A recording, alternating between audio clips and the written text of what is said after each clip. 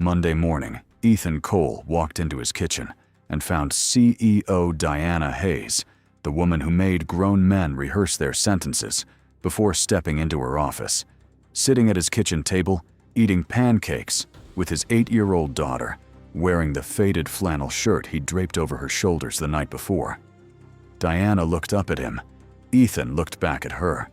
Neither of them said anything, because neither of them had figured out what there was to say. Lily, completely unbothered, slid the maple syrup across the table and asked, "Dad, can Miss Diana stay for lunch?" And the only thing Ethan could think was she had heard everything he'd heard Friday night. The question was whether that terrified her more or him. Ethan Cole's mornings ran on a schedule tight enough to satisfy a military commander. 5:30 alarm, 5:32 coffee, 6 o'clock. Lily's breakfast on the table: scrambled eggs on Mondays, oatmeal with brown sugar on Wednesdays, pancakes on Saturdays, because Saturdays were sacred. He'd built this routine in the 3 years since his wife Claire passed, and he protected it the way other men protected their pride.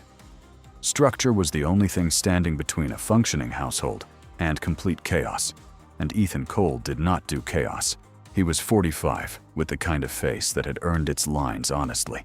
A few creases around the eyes from too many early mornings, a few more around the mouth from years of holding things back without complaint.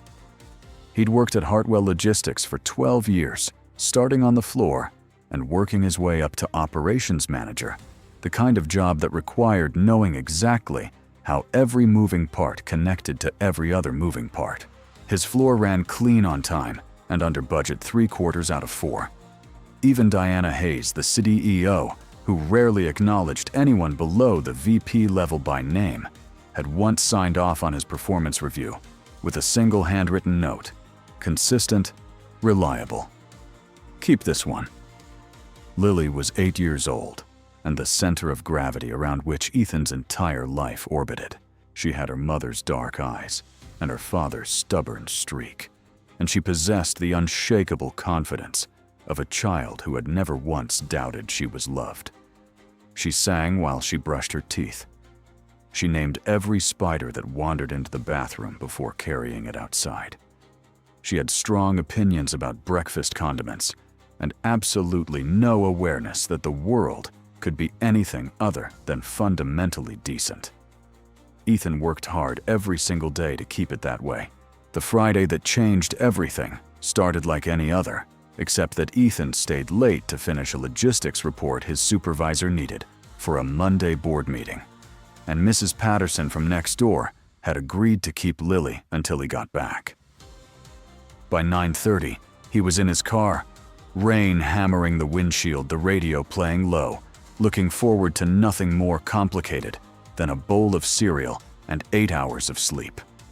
He had no reason to expect anything unusual. He had no reason to stop. Then the hazard lights appeared.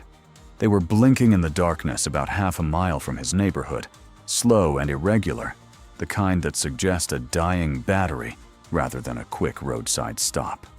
Ethan slowed automatically the way you do when something catches your eye on a dark road. And then he recognized the car. Silver Mercedes S-Class, the vanity plate that everyone in the Hartwell employee lot had silently memorized over the years. DH1. He'd seen it in the reserved space outside the building every morning for 3 years running.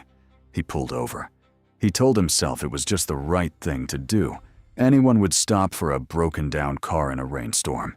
He didn't let himself acknowledge that he sat in his idling truck for a full 30 seconds before he got out, turning over the specific detail that Diana Hayes was sitting inside that car alone at 9:30 on a Friday night, in a downpour, without having called anyone.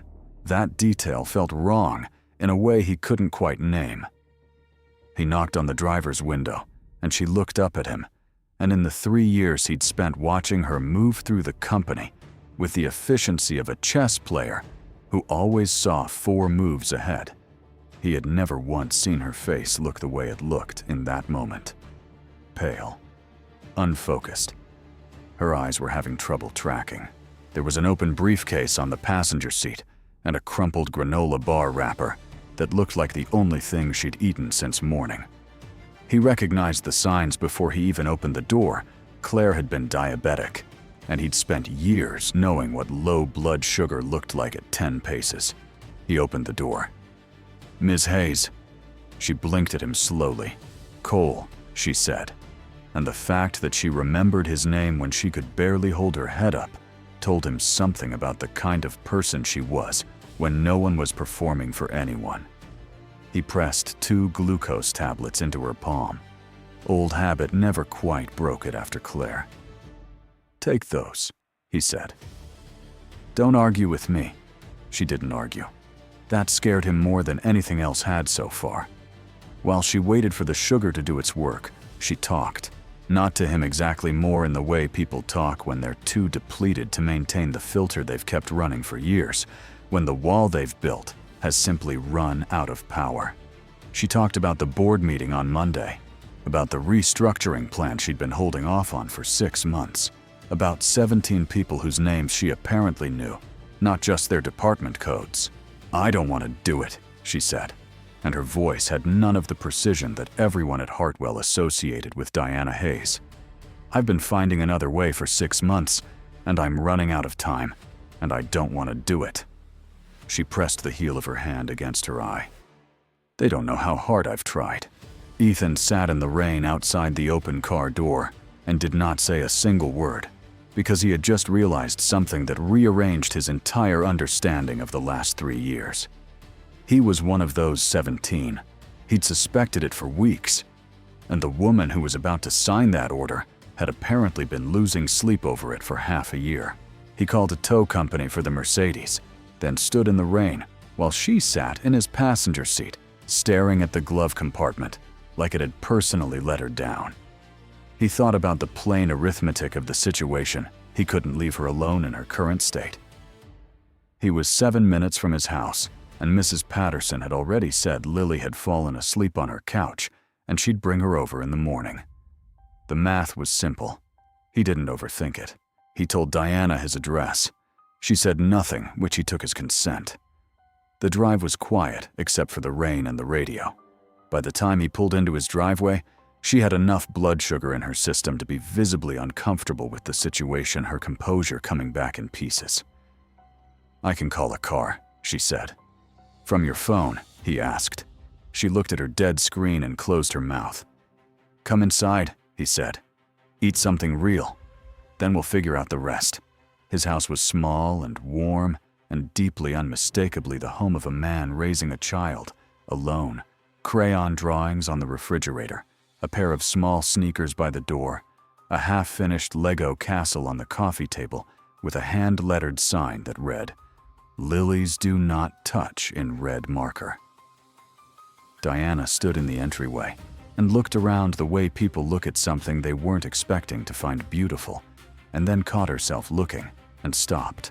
He made her a grilled cheese sandwich and tomato soup because it was the fastest warm food he could put together, and she sat at his kitchen table and ate it with the careful attention of someone who hadn't tasted a home-cooked meal in longer than they wanted to admit. She didn't say much. He didn't push. He set an old flannel shirt and a blanket on the arm of the couch, along with a glass of water. And when he came back from checking the guest room, she was almost asleep at the table, the mug warm between her hands. The tension he'd watched her carry through 3 years of company-wide presentations visibly gone from her shoulders. "The couch is clean," he said. "You'll be fine here." She looked up at him, and something crossed her face that wasn't quite gratitude and wasn't quite embarrassment, but something in between that seemed to cost her something to let show. "Cole," she said, "why are you doing this?" He thought about it for one honest second. "Because it's what you do," he said, and he went to bed. He lay in the dark for a long time, listening to the rain, thinking about what she'd said in the car, and what it meant that the person making a decision that could upend his life had been fighting against it for 6 months. He didn't know what to do with that. There wasn't anything to do with it tonight. By the time he finally slept, he'd decided to treat tomorrow like tomorrow and see what it brought. What it brought was Lily delivered by a cheerful Mrs. Patterson, at 7 in the morning, who walked into the kitchen, found a woman asleep on the couch in her dad's old flannel shirt, and proceeded to handle this information with the composure of a child who found everything in the world essentially interesting rather than alarming. She got out the pancake mix. She turned on the little kitchen radio to the oldies station her dad liked. When Diana stirred awake to the smell of butter and the sound of Patsy Cline coming through a tinny speaker, Lily looked over from the stove with complete ease and said, "Morning, I'm making pancakes. Do you want 2 or 3? And this, not the board meeting, not the hazard lights." In the rain turned out to be the question Diana Hayes had no idea how to answer. Diana Hayes had a system for mornings. She was up at 5, coffee from the machine, calibrated to a specific temperature, dressed and organized before 6, in the office by 7. She did not wake up disoriented on strangers' couches, wearing someone else's shirt with a child, asking how many pancakes she wanted. She sat up slowly and tried to locate the version of herself that handled situations with precision and composure, and found that version unusually difficult to access at 7 in the morning in a house that smelled like maple syrup and dryer sheets and old wood. Lily put 3 pancakes on a plate without waiting for an answer, and set them on the table with a bottle of syrup and a glass of orange juice, and said, "Dad always puts butter on first," with the authority of someone sharing important institutional knowledge. Diana put butter on first. She ate all 3 pancakes. She could not remember the last time breakfast had been something other than coffee consumed while standing over a kitchen counter. Ethan came in from the backyard, wiped his hands on a dish towel, and stopped when he saw her at the table. There was a beat, the specific beat of 2 people who know something about each other that neither of them has formally acknowledged, and then he poured himself a coffee and sat down across from her and said, "How's your blood sugar?" "Fine," she said. "Good." He pushed the syrup toward Lily, who was constructing an elaborate pancake architecture at her end of the table. That was all. He didn't reference the night before. He didn't look at her with the calculating expression she'd braced herself for, the raised eyebrow that meant someone had filed something away to use later. He just drank his coffee and let her sit there in his shirt eating his daughter's pancakes until she remembered how to be a person again. And she found that this, the simple absence of expectation, was more disarming than anything deliberate he could have done. She left before 9 in a car arranged on a borrowed Charger. She shook Ethan's hand at the door, which in retrospect was a strange thing to do given the circumstances, and he looked at her hand and then at her face with an expression she couldn't entirely parse, and said, "Take care of yourself, Ms. Hayes."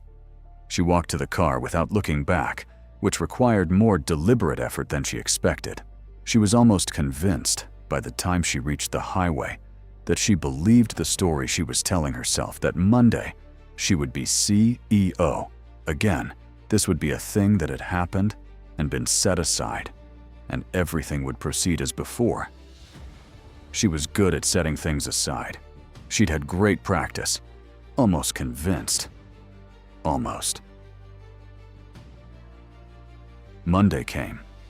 Diana sat at the head of the conference table on the 14th floor in the gray blazer and the expression that cost her nothing to put on anymore, and listened to Victor Hale, Senior VP of Finance, a man who'd been angling to corner her for the better part of a year, lay out the restructuring timeline with the satisfied energy of someone who's been waiting a long time to push a particular button. 30% of the workforce, effective in 60 days. The board had been patient, Victor said smoothly, and patience had a price. Diana kept her face neutral and her hands still, and said she would have a decision by end of week. The decision was supposed to be easy. She'd known for weeks she was out of runway. What she hadn't accounted for was the fact that she'd apparently spent part of Friday night telling one of the people on the termination list everything she'd been carrying for 6 months, and that he had sat in the rain outside her car door and listened without a single word of judgment or calculation.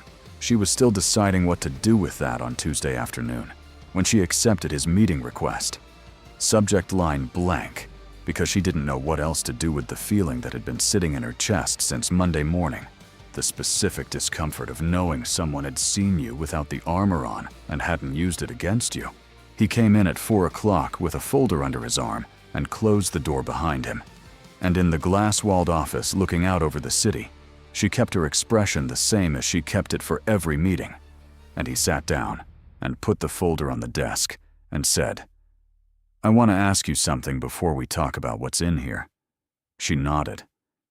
"How long have you actually been working on another option?" She said, 6 months. He said, "And you have 2 weeks." 12 days, she said. He was quiet for a moment. "What if you had something from the floor that your finance team doesn't?" She looked at him. "What do you mean, real numbers?" he said. "From someone who's actually down there watching where the money goes every single day." He opened the folder. Inside was a 40-page document he'd apparently assembled over the previous 2 nights, a granular analysis of operational inefficiencies across 4 departments, cross-referenced with vendor contract data and shift scheduling patterns, with projected savings calculated out over 18 months. It was the kind of document that should have come from a consulting firm, and instead had come from a man who managed a shipping floor and had apparently spent his evenings doing cost analysis, because he couldn't think of a better way to say, "I know what you're trying to do, and here is what I can offer." Diana turned the pages in silence. The numbers were sound. The methodology was clean. The projected savings covered 68% of the shortfall that the board had been using as justification for the terminations.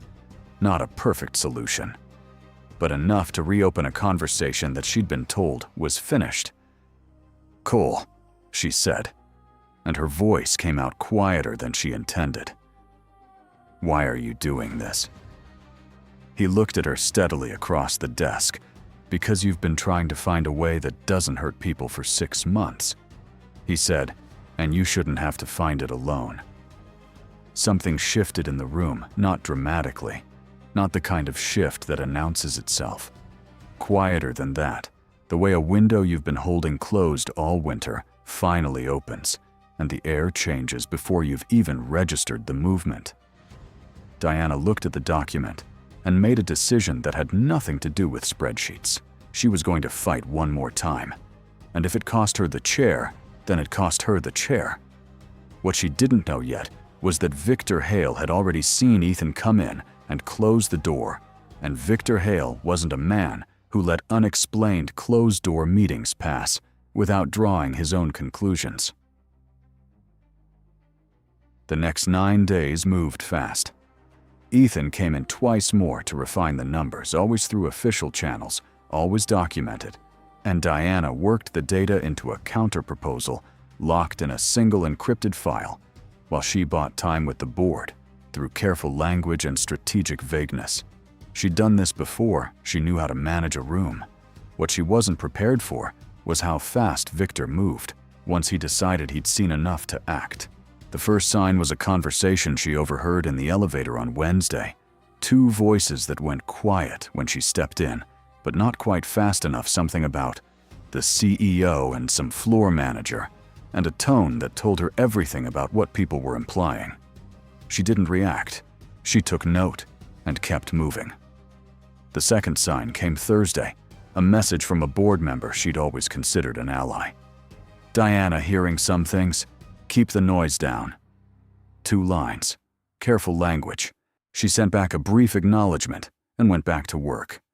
By Thursday afternoon, the whispers had organized into something with a specific shape.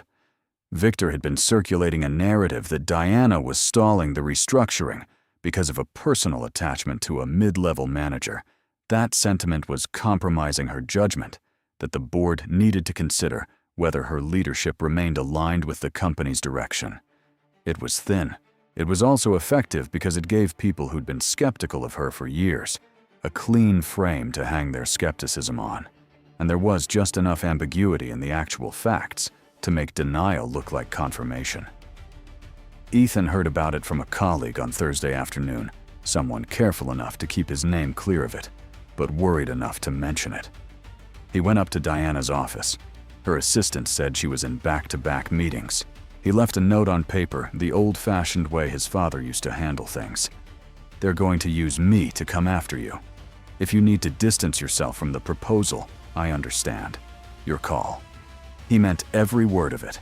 He'd spent 12 years watching this company's machinery work, and he knew what it looked like when that machinery decided to grind through something. He folded the note and left it, and went back downstairs and waited. Diana's assistant found her between meetings in the hallway and pressed the note into her hand. She read it, standing up once quickly, and then again more slowly, and folded it in half and put it in her jacket pocket and went into her next meeting, and was by every observable measure completely focused on the material. But her hand went into that pocket 3 times in the following hour. She never took the note out, just touched it the way people touch something they've decided to keep. On Friday morning, she received formal notice a special board session called for Monday. At 9, Agenda Item 1 review of CEO performance and strategic alignment. Victor had moved faster than she'd expected. She sat with her coffee before anyone else arrived and looked at the city through the glass. And she thought about the folder on her desk and a man who'd handed her 40 pages of work and said she shouldn't have to find the answer alone. And she decided something clean. She was going to walk into that room Monday and finish the fight she'd been in for 6 months. Whatever came after would come after. What she didn't know Friday morning was that Victor had one more move prepared. By Friday evening, an audio clip was making the rounds among senior staff, a recording from outside her office, muffled and stripped of context, cutting between 2 voices in a way that implied an intimacy the actual conversation didn't contain. By Friday night, Ethan's phone had 3 messages from colleagues, and his name was in sentences it had no business being in, and the decision he'd thought was Diana's to make had become something that affected him directly, whether he'd chosen that or not. He didn't call her. He didn't think it would help. He went home, sat with Lily through a geography project about the Great Plains, watched her fall asleep on the couch with her social studies book on her face, and sat alone in the quiet kitchen with a cup of coffee going cold, and thought about the plain fact that sometimes the right thing and the costly thing are the same thing. He'd told himself he'd made peace with that. He found in the silence of his kitchen that night it was a little harder than he'd expected. Monday arrived with the particular weight of mornings that have been anticipated too long. Diana was in the office at 6. Victor Hale and 2 board members appeared at 8:15 with the posture of people who believe the outcome has already been decided and are simply waiting for the formality. The termination proposal sat printed on the conference table, 17 names, waiting like a verdict. At 8:45, Diana's assistant forwarded her a notification HR had already processed the termination letters. Whether by error or design, she didn't stop to determine. Letters were going out at 9, effective immediately. She stared at the notification, and something in her chest went cold, and then very still, the specific stillness that comes just before a person stops being careful. She called HR directly and asked them to hold the send. They told her the system had already run. She hung up and picked up the folder from the corner of her desk and walked down to the operations floor, past the elevator bank, down the stairs that nobody used anymore, to the floor where people were already looking at their phones with expressions she recognized immediately. She found Ethan Cole at his station. He looked up at her, and she said quietly and directly, "I didn't sign it." He looked at her for a long moment. "I know," he said, in a way that made clear he'd known before she came down here, that he'd never really believed she had. That was its own thing entirely, and she didn't have time to sit with it. "I need to be upstairs in 10 minutes, she said. "I wanted you to know before I went in." He nodded. "Go," he said. She went. The boardroom at Hartwell Logistics seated 14 people around an oval table with floor-to-ceiling windows looking south toward the financial district. Diana had sat in this room for 3 years and made decisions that affected thousands of people, and never once felt its weight the way she felt it. That Monday morning, the combined pressure of men who decided the outcome before the conversation started the particular silence of a room that believes it already has all the information it needs. Victor opened with the audio clip. He was smooth about it. He didn't sensationalize, simply let it exist in the room and let the silence do the work. He talked about optics and fiduciary responsibility in the careful language that sounds like governance and works like a blade.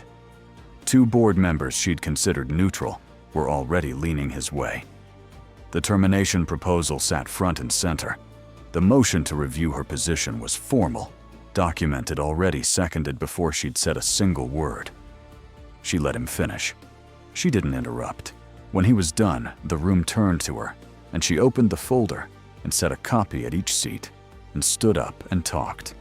Not the way she usually talked in boardrooms, with the modulated delivery and managed pauses and language shaped to be unassailable. She talked the way she'd talked in a car on a rainy Friday night when she was too depleted to perform, plain and direct and without apology. She laid out every number, every projection, every operational inefficiency that Ethan's document had identified, translated into the language the board understood. She showed them what 60 days of operational adjustment could preserve the workforce, the institutional knowledge, the relationships that couldn't be rebuilt once you'd broken them. She told them the analysis came from someone on the floor who knew the system from the inside out. And she said his name without hesitation, because she wasn't going to erase the source to protect herself. And she wasn't going to pretend this was anything other than what it was, a good idea from someone who deserved credit for it. Victor pushed back hard and fast, questioning methodology and raising the issue of bias and working to pull the room back toward him. Diana answered every objection. She had the numbers cold. She had the projections cross-referenced 3 ways. Somewhere in the middle of the exchange, she realized she'd stopped trying to manage the room and started trying to win the argument, which was a different thing entirely, and turned out to be the right thing.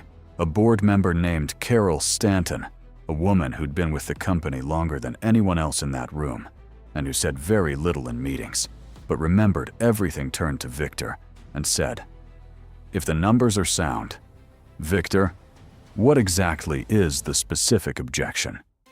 Victor said something carefully phrased about process. Carol said, "I asked about the numbers."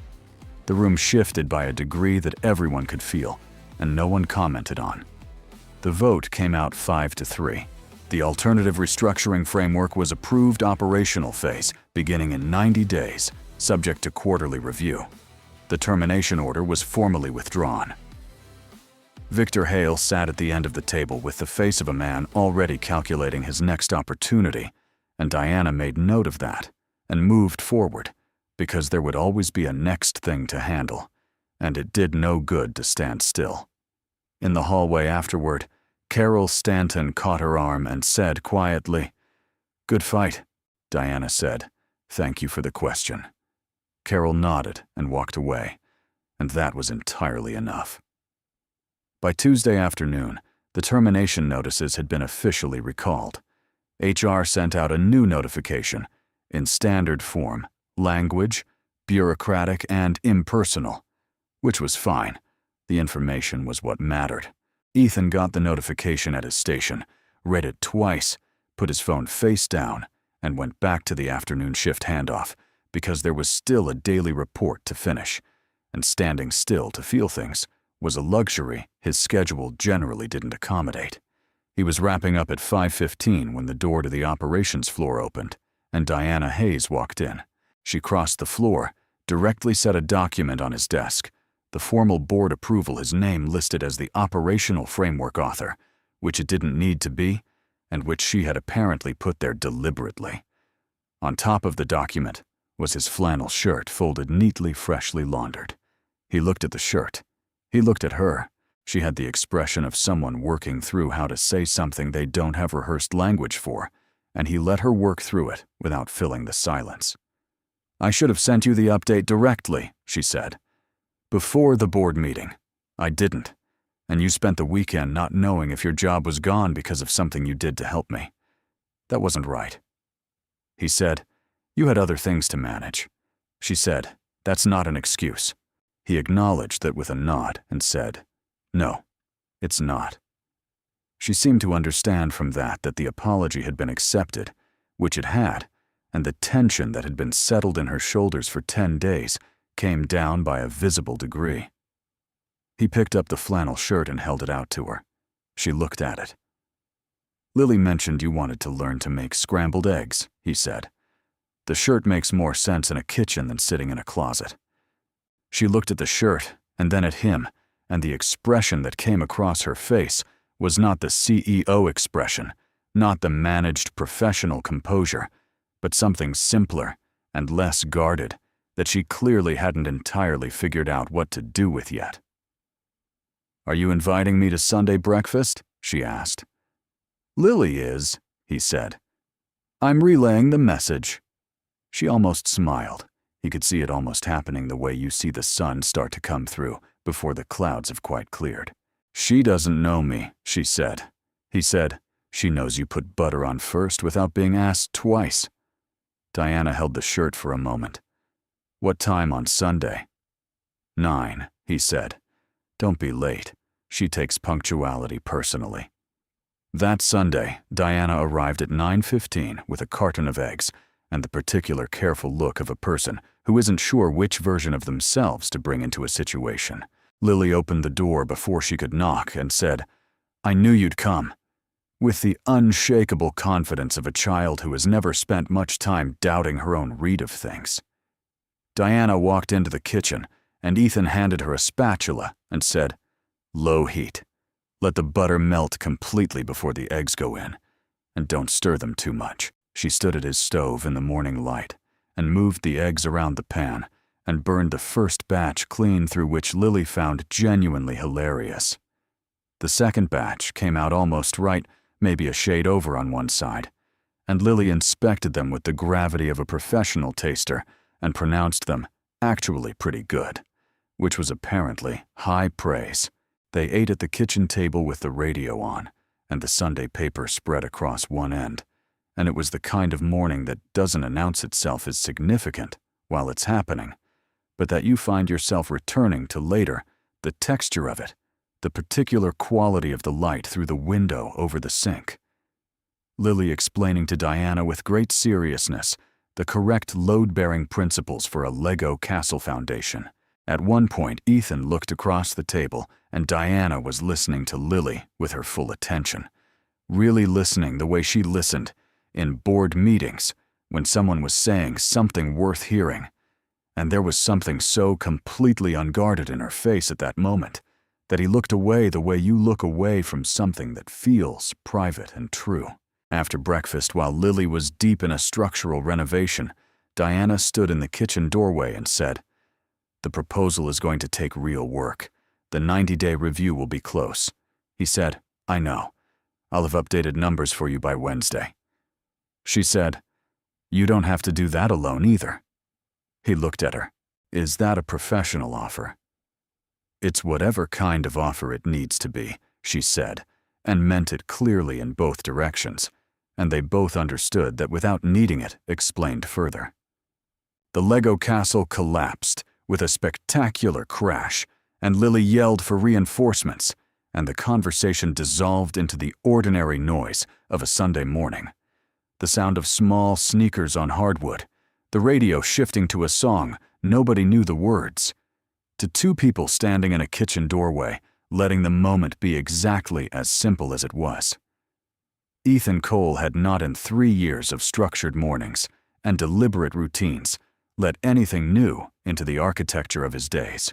He understood standing there listening to his daughter narrate the reconstruction of a collapsed fortress with total confidence in the outcome that something had already moved in and made itself at home. He found he wasn't surprised by that. He found he wasn't unhappy about it either. Some things didn't need an announcement. Some things you just made room for quietly, the way you set an extra chair at the table before you've been asked, because some part of you already knew.